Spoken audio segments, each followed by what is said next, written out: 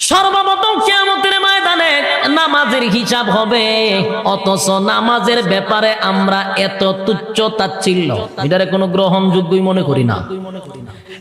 যুবক ভাই, অথচ তোমার বোঝা আমার বোঝা দরকার।